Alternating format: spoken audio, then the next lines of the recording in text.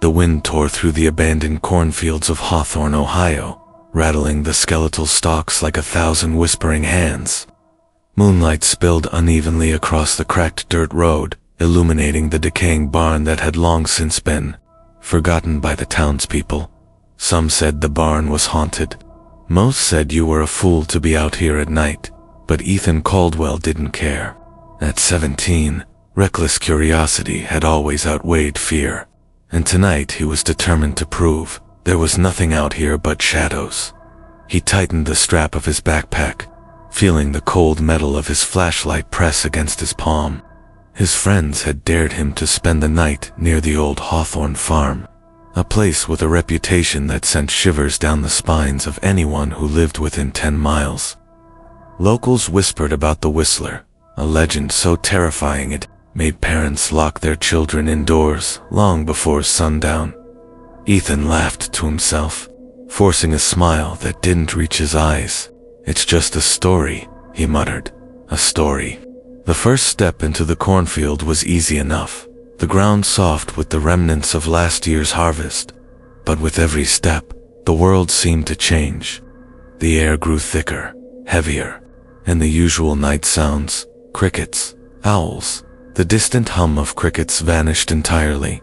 All he could hear was his own breathing. Then, faintly, almost impossibly faint, came a sound that made him freeze. A whistle at first, he thought. It was the wind. Then again, there it was, a slow, eerie, hollow whistle that seemed to echo from somewhere far away, yet disturbingly close. It was high-pitched, shrill, and carried an almost human-like tone of malice. Ethan's stomach turned. Must be someone messing with me, he whispered, though even he didn't believe it. He forced himself forward, flashlight slicing through the black. The beam caught the edge of the barn, splintered wood, rusted nails, shadows stretching like grotesque fingers. That was when he saw it, a handprint smeared in dried blood on the old barn door. His pulse spiked. He wanted to run. His brain screamed to turn back, but curiosity, that same reckless curiosity that had led him here, held him rooted to the spot. The whistle came again. This time, it was closer. Ethan's ears burned. He felt it in his chest, the sound vibrating like ice through his bones. He blinked. The beam of his flashlight caught something moving tall, impossibly thin and pale, stepping out from between the stalks of corn. Its hat was wide and battered, like something an old farmer might wear, but its body was wrong. Limbs too long, skin stretched tight over bones, and a bag swinging from its shoulder, clinking with what sounded like bones. Ethan froze, every nerve screaming, every thought gone except one. Run. The figure tilted its head, listening, and then raised an arm. The bag thumped against its side, sending a wet, sickly smell into the air. Ethan gagged. His legs moved, but it was slow, like moving through thick mud. Panic clawed at him as the whistle sounded again, louder, sharper, deafening in the silent night, and then it spoke, not in words, but in a sound that made his very soul recoil. A low grating noise, like teeth scraping bone, and the unmistakable sound of bones rattling inside a bag. Ethan bolted, heart hammering, the flashlight beam bouncing wildly. He didn't know where he was running, only that the figure followed, leaping from shadow to shadow with impossible speed, always just behind him. Branches clawed at his face, cornstalks tore at his clothes, and still the whistle echoed, mocking, relentless, alive. Then, just when he thought he couldn't breathe, couldn't run another step, he stumbled into a clearing and froze. There, in the center of the field, a single tree stood. Its trunk was wide and gnarled, roots twisting into the dirt like grasping hands. And beneath the tree, a pair of glowing eyes stared back at him. A dog. No, something larger. Something that made his chest tighten with pure, unfiltered terror. The whistle stopped for a moment. The silence was worse than the sound. It was anticipation, like the world was holding its breath. Then, a single thought. pierced through his panic. The stories were real, and somewhere in the dark, the bag rattled again. Ethan didn't hear another sound, not the wind, not the crickets, not the night.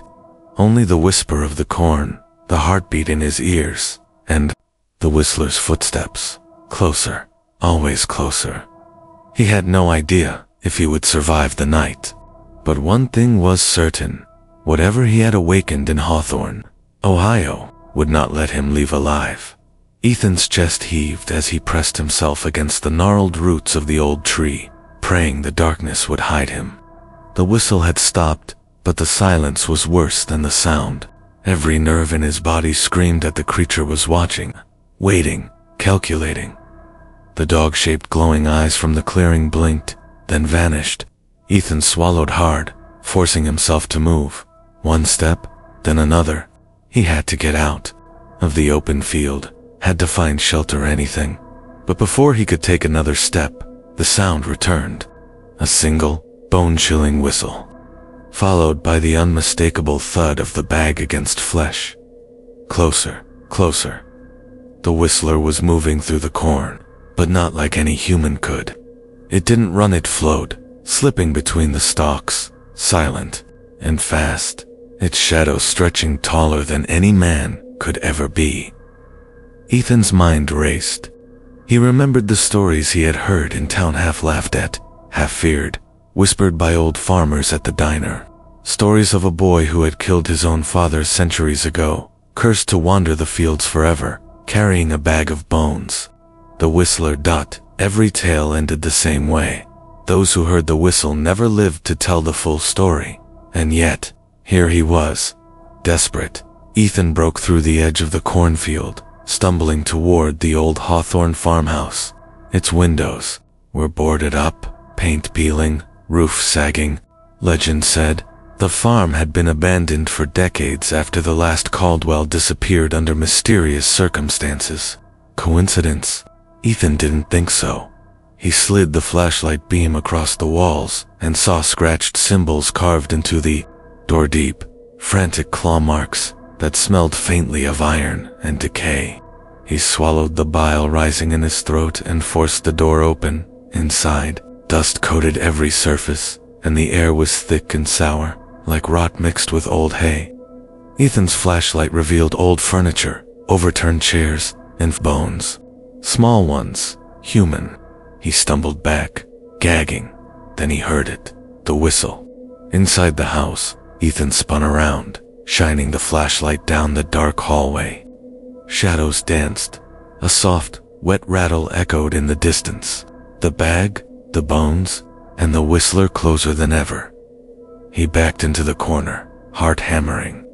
Suddenly, a voice, faint and almost childlike, whispered, "You shouldn't be here, ... Ethan froze. That wasn't possible. No one had been here for decades, and yet the voice carried a weight of sorrow and anger. A voice from centuries ago, trapped between life and death. The flashlight flickered. Ethan's mind raced. He had to find a way to survive. Then he remembered something he had read in an old library book. The whistler fears dogs. He cannot bear the sound of loyal hearts protecting their own. Ethan's stomach dropped. He had left his dog chained outside, alone, vulnerable. Panic surged. He needed to get outside, but the whistler's footsteps were all around the house now, tapping and scraping, echoing in the empty halls like a funeral drum. The whistle blew again, louder, sharper, closer. Ethan grabbed a broken chair as a weapon and crept toward the back door. Every step felt like an eternity. Then the flashlight caught at the shadow of something impossibly tall, sliding along the ceiling like water. Its arms were long, grotesque, skin hanging from its bones. The bag swung at its side, dripping. He yanked the door open. Rain lashed his face. He ran, through the fields, through the mud, but the whistle never left him.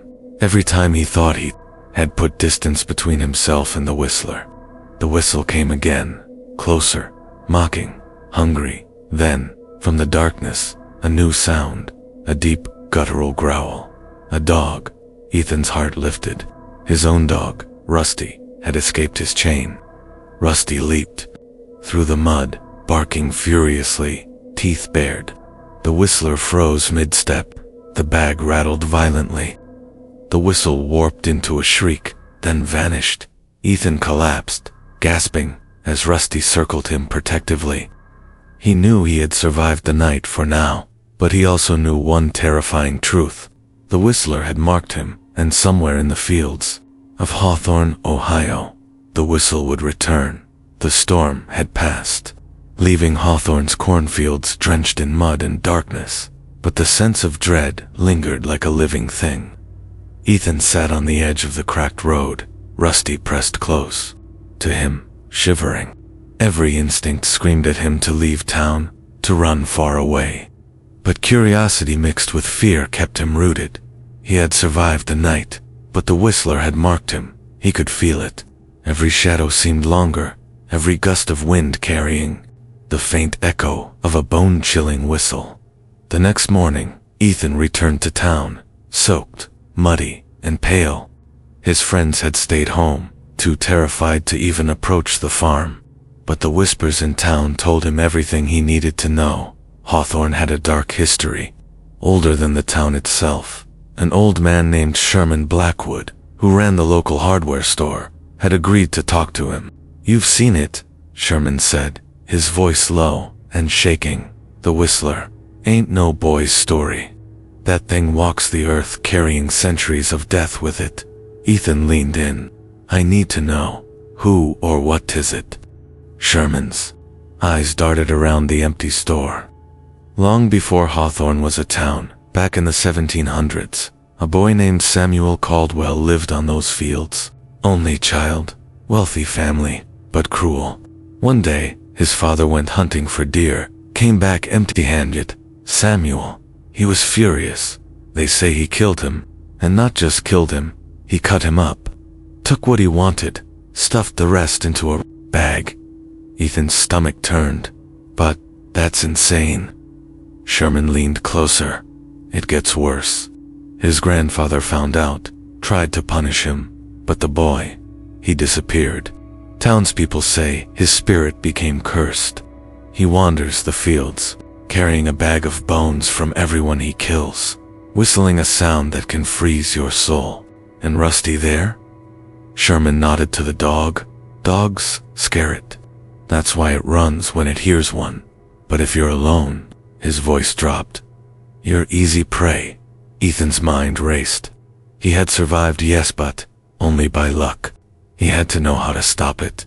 That night, Ethan returned to the farm with Rusty, armed with whatever he could find: flashlights, old tools, even matches. He had to see the barn again. He had to understand it. The corn swayed in the night breeze, whispering secrets. The moon hung low, casting skeletal shadows over the mud-soaked earth.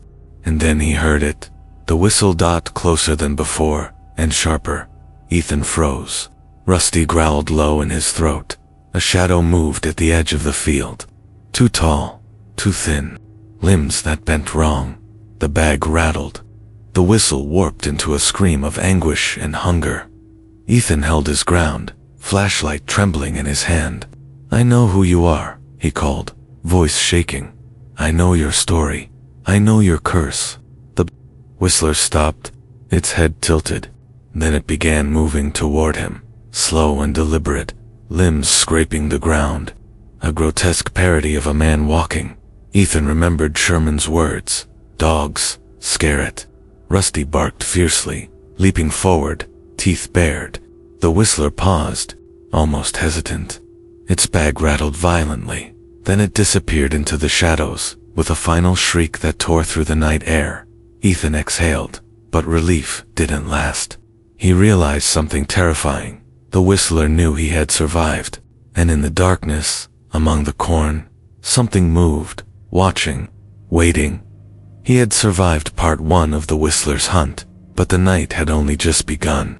And the next time, he knew, he might not be so lucky. Ethan didn't sleep that night. Rusty lay by his side, ears twitching at every creak, every distant whisper of the wind. The memory of the Whistler's skeletal figure, its impossibly long limbs, and the wet, sickly sound of the bag rattling replayed in his mind like a relentless nightmare. By morning, he knew he couldn't wait any longer. He had to understand the curse, had to know why Samuel Caldwell's spirit still roamed Hawthorne. He returned to the local library, a small brick building that smelled of mold and dust. Old newspapers, yellowed and brittle, lined the shelves. Ethan spent hours digging through archives, piecing together Hawthorne's dark past. What he discovered made his stomach turn. Samuel Caldwell wasn't just a boy who killed his father in a fit of rage. After the murder, he had hidden the body in the barn and carried the bones to a shallow grave in the fields. The town's elders, fearful and superstitious, had tried to destroy his home, but Samuel vanished. Then the disappearances began. Farmers, hunters, even children wandering too far from home. All gone, leaving only bones scattered in fields, and sometimes a faint whistle heard late at night. And the bag. The bag was more than just a container.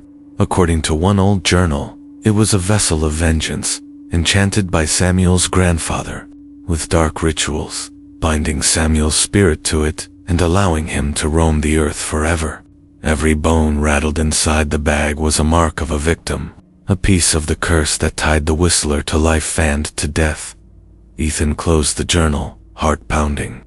He realized something chilling. The Whistler's bag was growing heavier with every death, and he had just survived the first night of being hunted. That bag would be coming for him next. He needed a plan, and he needed allies. Back at home, Ethan told his older sister, Claire, everything. At first, she laughed nervously, thinking he was exaggerating. But when he described the whistle, the impossibly long limbs, and the smell of decayed flesh, her face went pale. Ethan, this isn't just a story, she said. If this thing is real, it's dangerous. We can't fight it. Not alone. Ethan nodded. I know, but we have to do something. I can't run forever. That night, armed with ropes, flashlights, and a plan, they returned to the edge of the cornfield. Ethan hoped to lure the Whistler into a trap, to understand how it moved, how it hunted, and maybe, just maybe, how to break the curse. The moon was low, casting shadows that twisted like living things. The corn swayed with an unnatural rhythm, almost like it was breathing. And then, the whistle returned. Closer, louder, sharper than ever. Ethan's hands shook. Claire gripped his arm, and Rusty growled low in his throat. The Whistler emerged from the shadows, taller than any man could be, limbs bending at impossible angles. Its bag rattled violently. Bones struck each other with wet, sickening thuds. The air grew colder, heavier, as though the night itself was pressing down. Ethan's plan was simple, but dangerous. He would throw a fire starter into the field to distract it, while Claire tried to block its path with a rope trap. He lit the match. The flame danced in the dark. He threw it into the field. The Whistler paused, head tilting unnaturally. Then it moved, faster than he imagined possible, bounding over mud and corn with terrifying agility. The whistle shrieked a sound that clawed at Ethan's mind, making his vision swim, making his blood run cold. Claire yanked at the rope, trying to trip it. The Whistler's bag swung dangerously, bones clashing, sending sparks of shadow across the field like dark lightning. And then, Rusty barked again. Fierce, brave, loyal. The Whistler hesitated, one step, then two, and vanished into the darkness, leaving only the echo of a whistle and the sickly smell of decay.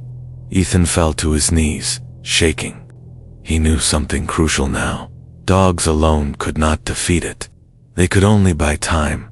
The bag was the key. Destroy it, and the Whistler could be stopped or worse. Enraged beyond reckoning, as he stared at the field, now silent but menacing, Ethan realized one horrifying truth. The next night, it would come back, and it would come hungrier.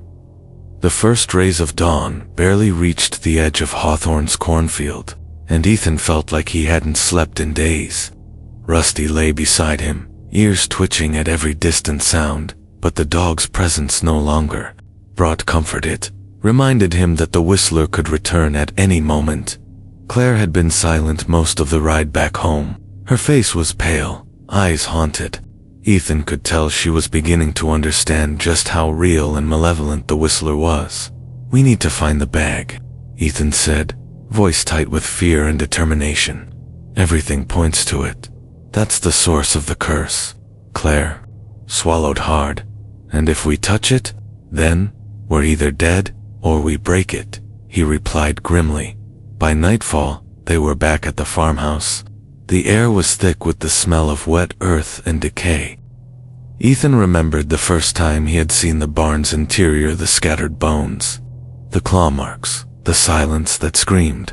Tonight, he had a plan. Armed with a shovel, chains, and Rusty at his heels, they moved silently through the field. Shadows stretched unnaturally, bending and twisting as though the corn itself were alive. And then the whistle returned closer, slow, deliberate, mocking. The Whistler emerged from the shadows like a nightmare given flesh, limbs too long, skin stretched tight over jagged bones, hat slanted on its head, and the bag swinging at its side. Bones clashing together in a rhythm that sounded almost like a heartbeat, only colder, hungrier, deadlier. Ethan's hand shook as he aimed his flashlight at it. The beam revealed the bag in full detail for the first time. A rough burlap sack, darkened with age and streaked with dried blood. Every bone inside seemed to shift and move, rattling like teeth gnashing. Claire whispered, "We need a distraction. Now." Ethan nodded. He tossed a flare into the field. The Whistler's head snapped toward the light, emitting a high, piercing whistle that made both of them flinch. Rusty barked furiously, charging into the field. The Whistler recoiled slightly, but only slightly. This was their chance. Ethan grabbed the bag with both hands. It was heavier than any human should be able to lift, and the bones inside seemed to writhe as though alive. The bag thumped violently against his chest, sending a shiver of ice down his spine. Then the whistle changed. No longer hollow, it was angry, furious, ear-splitting. Ethan felt his grip weakening, the bag fighting him, almost as if the curse itself were alive, clawing at his soul. Claire shouted, "Pull, Ethan, pull." They heaved together. Rusty jumped around them, barking and snapping at the shadows.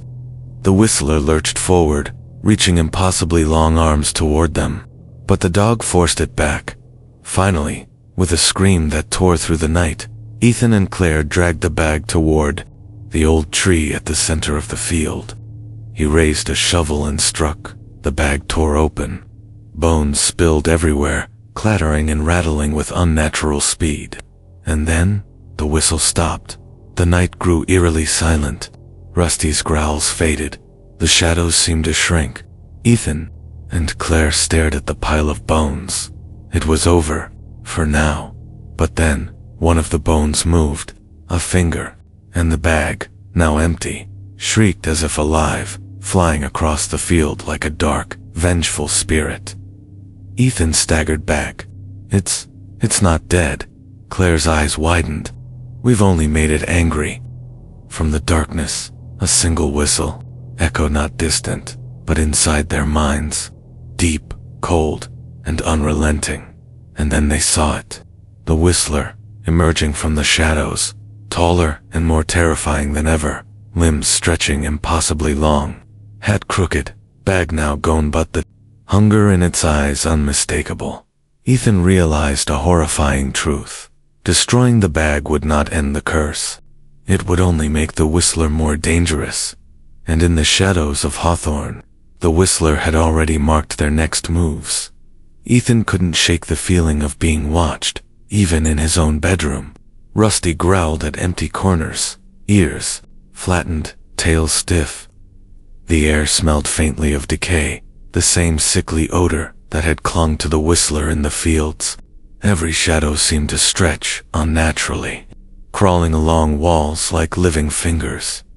Claire sat on the edge of the bed, her hands trembling.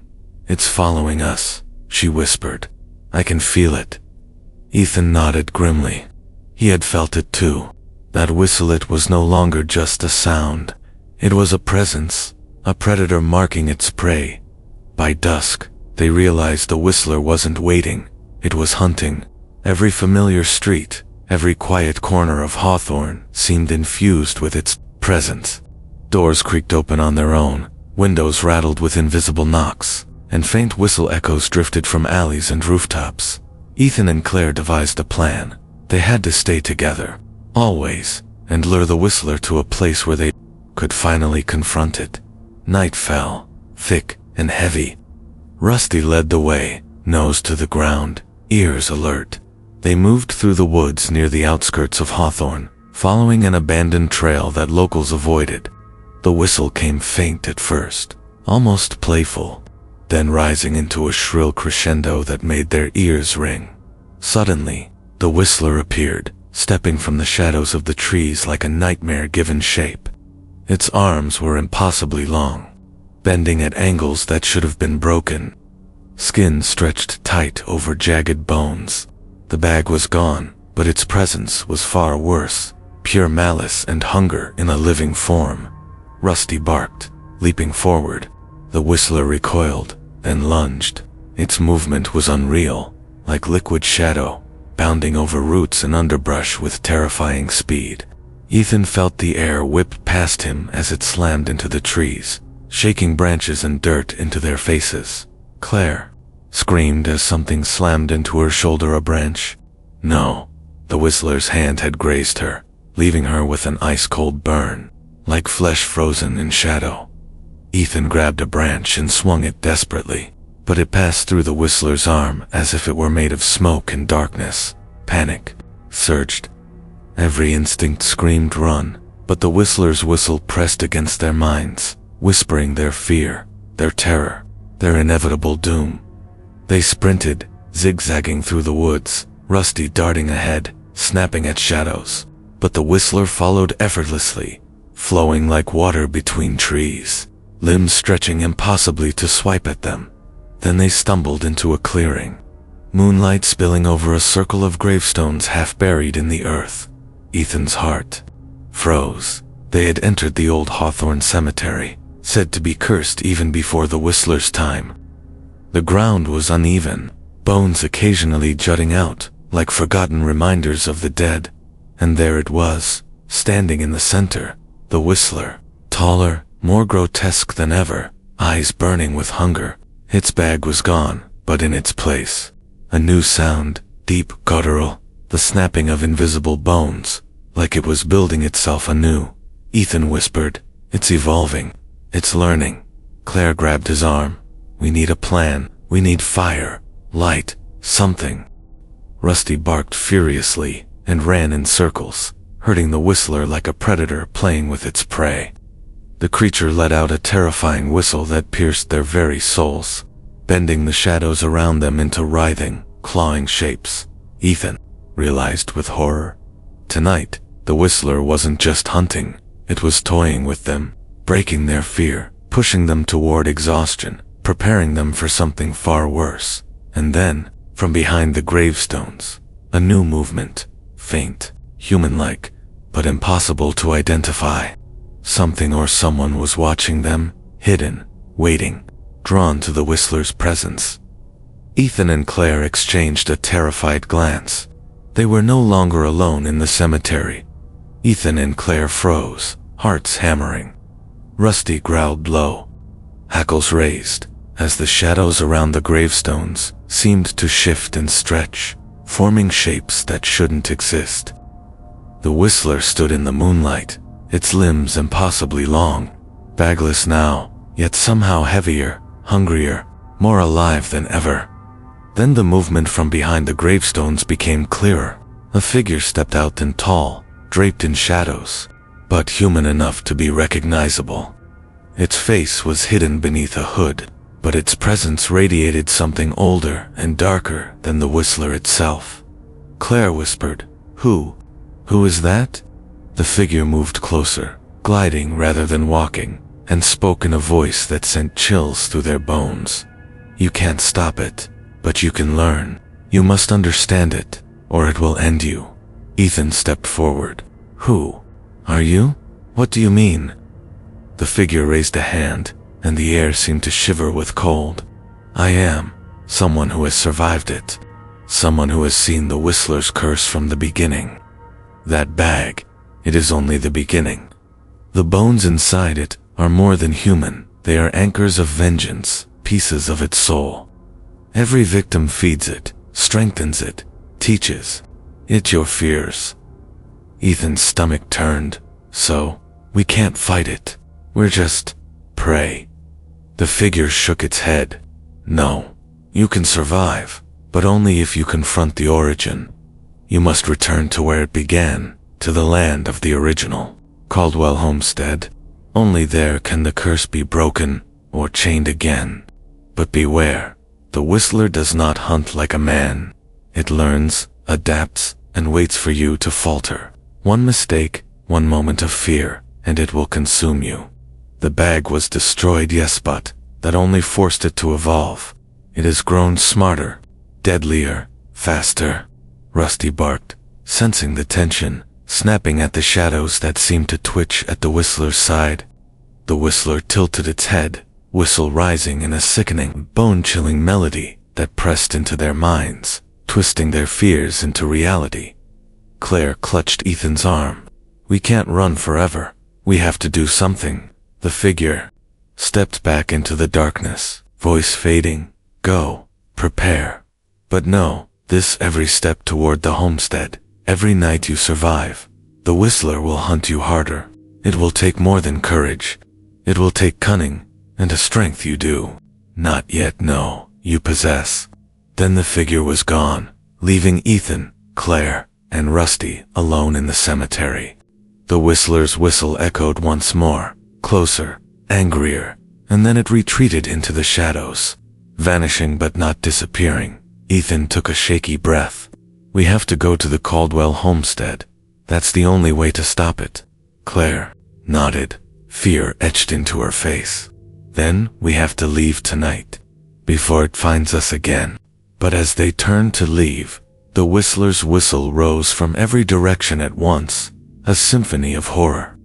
Shadows from the trees, the gravestones, the ground itself seemed to twist and writhe, forming shapes of victims past, faces frozen, in screams, arms reaching for them, whispering their doom.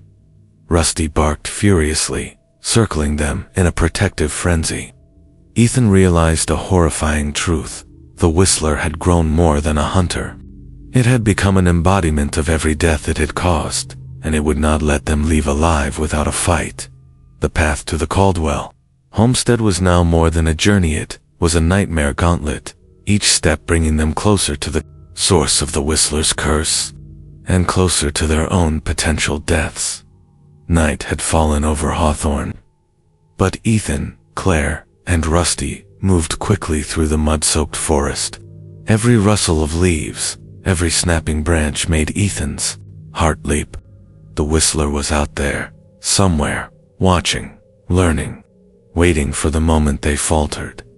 The path to the Caldwell homestead wasn't marked on any map.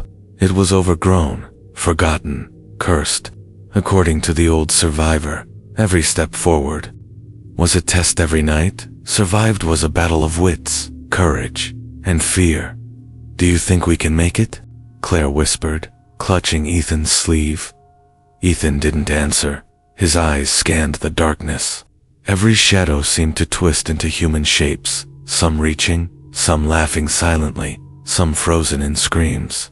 Rusty growled low, hackles raised, and suddenly barked at something invisible. Then the whistle began again. At first, faint, teasing, then louder, almost mocking, rising and falling like the wail of a tortured soul. Ethan froze. "It's here." From the darkness, the Whistler emerged, not walking, but moving like liquid shadow, slipping over the roots and mud. Its limbs bent impossibly, the tips scraping the ground, and its eyes glowing faintly red locked onto them. Claire screamed, as a cold wind blew through the trees, carrying the stench of decay. The whistler's bag was gone, but the sound of bones clattering followed them in every shadow. They ran, zigzagging to avoid the creature, but the forest seemed to stretch endlessly. Every branch snagged their clothes, every root threatened to trip them, and all around, the whistle echoed in their minds, a relentless reminder that the whistler knew their fear, knew their weaknesses. Hours passed, or maybe minutes. Time felt warped. Rusty yipped and darted forward, stopping at the edge of a small clearing. There it was, the Caldwell homestead. The house was worse than Ethan imagined. Collapsed sections of roof, windows shattered long ago, ivy clawing at the walls like frozen hands trying to escape the ground. The air smelled of rot and old blood. A single tree loomed at the center of the yard, gnarled and blackened, roots twisting like serpents. Ethan and Claire exchanged a glance. "This is it," Ethan whispered. "This is where it all began, and where it ends." Rusty growled low, staring toward the woods. The whistler was waiting, but now it wasn't just stalking. They could see how it had learned, how it had evolved. Every step closer to the house, the shadows warped, stretching toward them, shapes forming from the earth itself.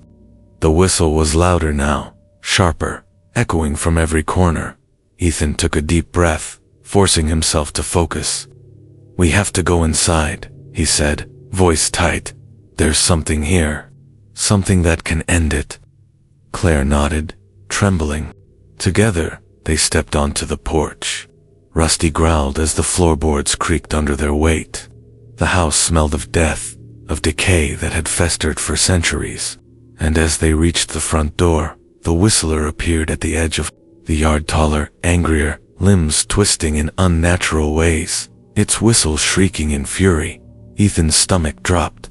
The whistler wasn't just a hunter anymore. It was a predator, preparing for the final kill. They stepped inside. The darkness swallowed them. Dust swirled in the flashlight beams, and Ethan could hear faint clinking and scratching, like bones, moving of their own accord. Then, from the shadows, a whisper, "Welcome home. Samuel Caldwell awaits." Ethan's blood ran cold. This was no longer just about surviving. This was about facing the origin of evil itself. The front door groaned as Ethan pushed it open. Dust choked the air, curling in the flashlight beams like ghostly fingers. The house smelled of rot, earth, and something metallic, old blood, old death. Something that had waited for centuries. Rusty growled low, fur bristling. Claire clutched Ethan's arm. "I don't like this," she whispered. "It's alive in here." Ethan nodded. "We need to find the basement." That's where it began. That's where Samuel, the whistler, started. The floorboards creaked with every step, echoing through the cavernous darkness.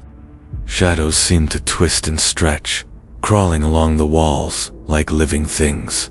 Ethan's flashlight caught broken furniture, shattered frames, and an old desk with papers yellowed with age.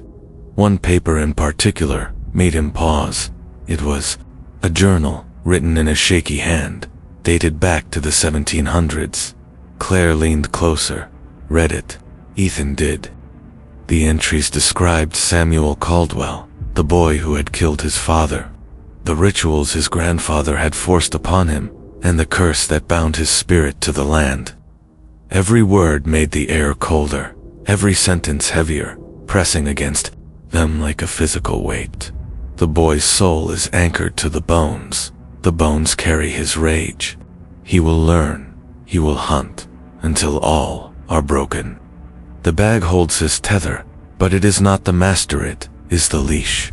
Once removed, he becomes limitless. Ethan shivered.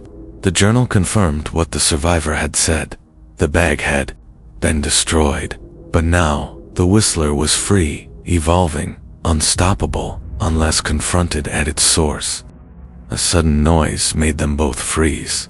A scraping sound, slow, deliberate, coming from upstairs. Rusty barked, low and threatening. The whistler's whistle echoed faintly, closer than before. wrapping around them like a living thing. Upstairs, Claire whispered, fear etched in her voice. We have to see it. We have to know how to stop it. They climbed the staircase carefully. Each step creaked ominously. At the top, the hallway stretched endlessly, lined with rooms covered in dust, cobwebs, and strange symbols etched into the walls, circles of bones, handprints, crosses, and marks that seemed to bleed into the wood itself. Then, at the end of the hall, they saw it, a large room filled with decayed furniture, broken mirrors, and a mound of bones stacked like a throne. The air vibrated with an unseen force. The Whistler appeared from the shadows, its limbs bending impossibly, eyes glowing faint red, whistle sharp and guttural dot. Ethan realized the horrifying truth. The Whistler wasn't just Samuel's spirit.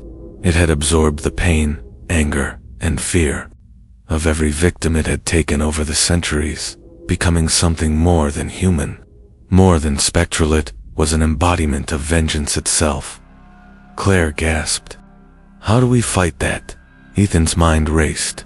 We can't fight it with weapons. We have to trap it, confront it in the place it began, force the curse to bind itself again. If we can push it back into the basement, maybe we can end this. The Whistler moved closer, the room darkening as shadows bled across the floor. Rusty barked and lunged, but the Whistler's form seemed to dissolve into the darkness, reappearing behind them. It swung one grotesque arm, and Ethan barely dodged. Claire grabbed his hand. Now go for the basement. They sprinted down the hallway, the Whistler's whistle rising to a deafening crescendo, echoing through the walls, shaking the house like it was alive. Dust and bones rained from the ceiling as the Whistler lunged, dragging a shadowy form along the walls, almost tearing reality itself apart. They reached the basement door. Ethan yanked it open, Rusty darting inside. They descended into the darkness. The air was colder than ice, smells of death and decay filling their lungs, and there, in the deepest corner of the basement, was the origin of it all, the remains of Samuel Caldwell, a skeleton twisted unnaturally, clutching faint remnants of the bag, yet glowing with a malevolent, otherworldly energy, like the very essence of the Whistler itself. Ethan whispered, voice trembling, "This is it. This is what we have to stop." The Whistler's whistle filled the basement, now inside there, heads echoing the screams of centuries of victims. The shadows on the walls moved of their own accord, forming shapes of the dead, all clawing toward them. Ethan and Claire realized, facing Samuel Caldwell here wasn't just survival, it was a battle against centuries of hatred, rage, and darkness itself. The basement was suffocating. Shadows stretched unnaturally, curling around Ethan and Claire like living chains. Rusty growled low, hackles raised, fur bristling. But even the dog's instincts couldn't prepare them for what waited at the far corner. Skeleton sat slumped against the wall, twisted in impossible angles. But the energy surrounding it, the malevolent force that had become the Whistler, pulsed like a heartbeat, alive and hungry. Bones from the floor and walls rattled and lifted, forming shapes of victims long past. The air vibrated with a horrifying symphony of whispers, screams, and whistles, filling their minds with fear so intense it felt physical. Ethan swallowed hard. This is the source. We have to trap it here. Everything depends on it. Claire's hands shook, but determination burned in her eyes. How? We can't fight it with weapons. We barely survived outside. Ethan looked at the remnants of the bag in the skeleton's grip. We have to recreate it. The bag was a tether. Yes, but the Whistler will return to it if we force it. We have to draw it into the bag again, anchor it, and contain it. If we fail, it won't just kill us. It'll hunt every person in Hawthorne, every soul it can reach. Rusty barked, snapping at the shadows. The Whistler's whistle escalated, shrill, piercing, cutting into their minds, almost driving them mad. The shapes of the dead swirled around, reaching, clawing, screaming silently. Ethan grabbed the bag remnants and began chanting the survivors' instructions from memory, forcing the energy into the sack. Claire helped, steadying the edges, guiding the dark, pulsing force. The skeleton's glowing aura thrashed, shadows spiraling wildly. The whistler screamed, if it could be called a scream, an unearthly, bone-rattling sound that shook the very walls. Shadows erupted across the room, dragging the floorboards, twisting the ceiling, clawing at Ethan and Claire with invisible hands. Rusty barked furiously, snapping at empty air, a lone guardian against the intangible horror. Ethan felt his strength faltering. Claire, hold it. Don't let it escape. The whistler surged, form dissolving into a torrent of black smoke and screaming bones, trying to escape the tether forming in the bag. Ethan and Claire pushed with everything they had, sweat and fear mingling, voices cracking as they chanted, and pulled, dragging the darkness into the burlap. And then silence. The shadows collapsed. The air went still. The deafening whistle stopped. Rusty whimpered, but relaxed, ears twitching. Ethan's hands shook as he dropped the bag.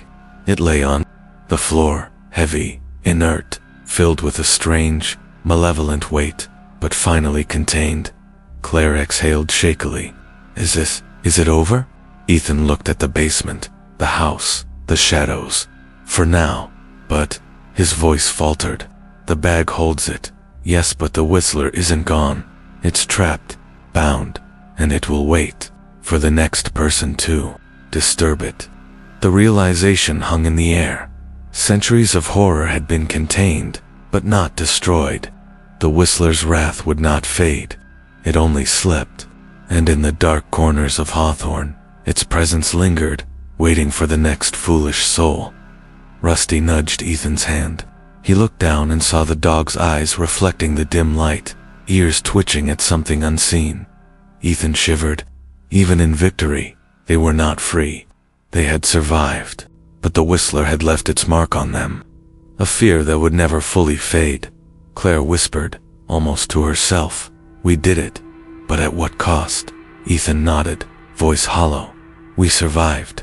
And sometimes, that's enough." Outside, the wind whispered through the broken windows of the Caldwell homestead. Somewhere, faint, almost imperceptible, a whistle echoed, and Rusty growled.